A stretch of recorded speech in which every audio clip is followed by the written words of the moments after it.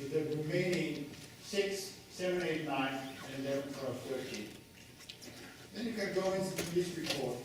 Very accurately, they have meticulously, actually, they have written a lot of every single window of the building, guessing on the temperature and height. Very accurate work for account of the fires in the building. You don't have to remember this, but I got this number out.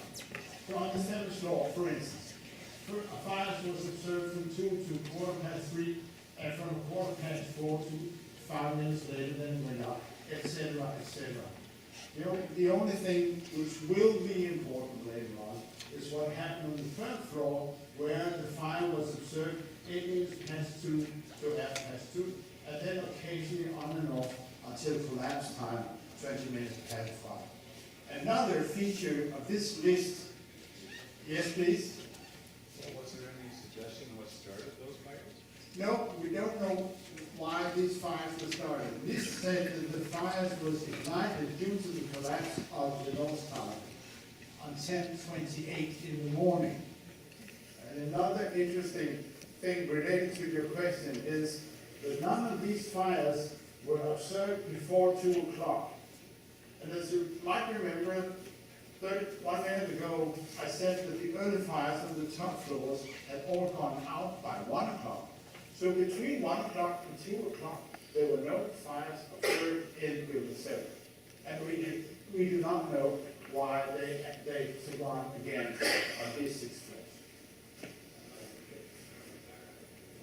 Let's take a look. Actually, the first picture I show you here is one of the early fires, because this is the only visual account of anything burning on the south side. This is the southeast corner of the building, and the numbers are referring to the floors. So this is the 28th floor. On the 29th floor, on this corner, we see there has been fire in here. It's still burning here. And on the 30th floor, it's gone out. Is it still burning? It's burning in here, eventually here down. But this is one of the fires which actually was burned out about 30 minutes later. This is office fire. These office fires do, they burn out after roughly 20 minutes. For the simple reason that that time there's nothing more to burn in an ordinary office. More interesting is what happened during the afternoon.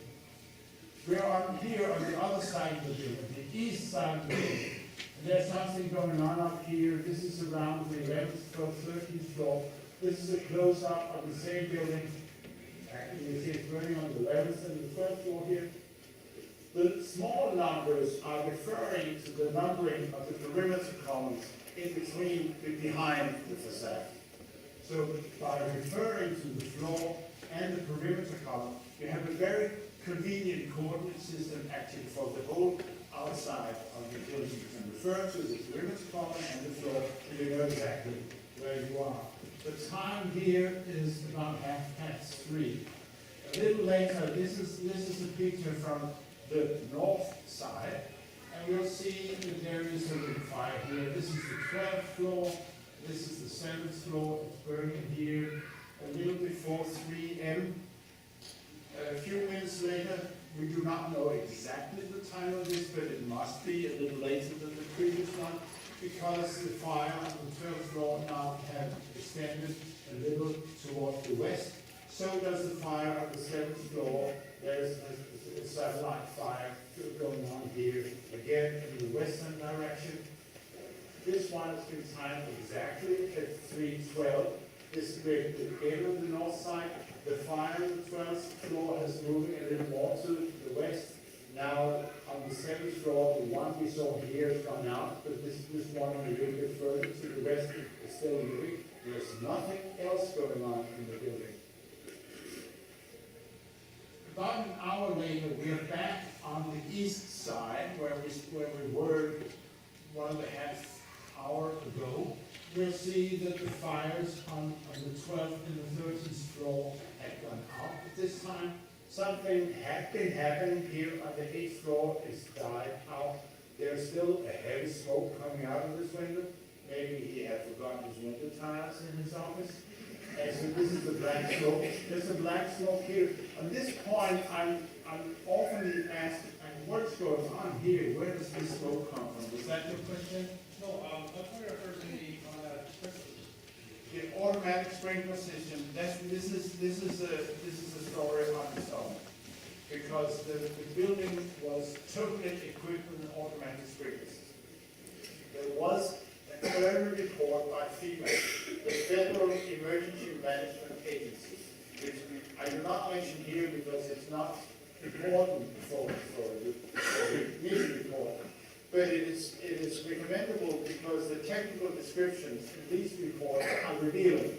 And there you can see how actually the design of the whole automatic sprinkler system.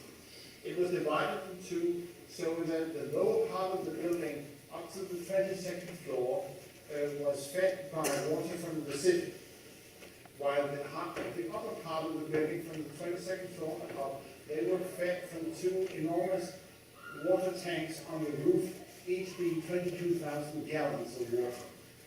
And they should have gone on automatically. I've had an email from a Danish engineer. He said, I have looked into these blueprints, and this building should be drowned in water whenever the fire is again. It didn't happen. In the FEMA report, they tell us that on the morning of September 11th, the automatic sprinkler system was turned off because they wanted to make a drill or a rehearsal. What would you say? An inspection. I think the drill would be the proper word for the springs. So it was turned off manually in the morning. This is not in the NIST report.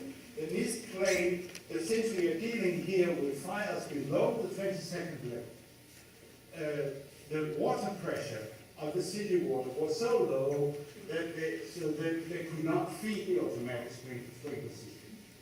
And this is the only thing I can say.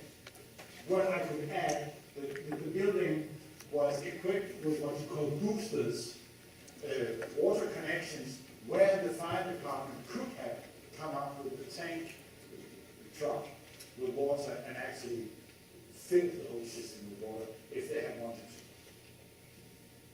That's the question. Yes, please. You mentioned there were fires on certain floors. Do we know which offices those were in? Were they government or private? This is a little funny answer. Question. This is a funny question because these 12th and 13th floor belong to the Security and Exchange Commission. And we don't know why they took fire to pick up the other. I've had one several days ago in a Tawny in the audience, and she said, now I understand. And another funny aspect of this is that I told you that an office fire usually is rated for 20 minutes. And you use this number when you are making calculations or computer simulations of how the fire moves around on the floor. Because after these 20 minutes, either the fire has to jump to the next office or it dies out. So it's an important number. But when NIST are doing their fire simulations on the 12th and the 13th floor, they put this number to 30 minutes to say that the fire on this floor would last for 30 minutes in each office because they had so many unresolved cases in the office.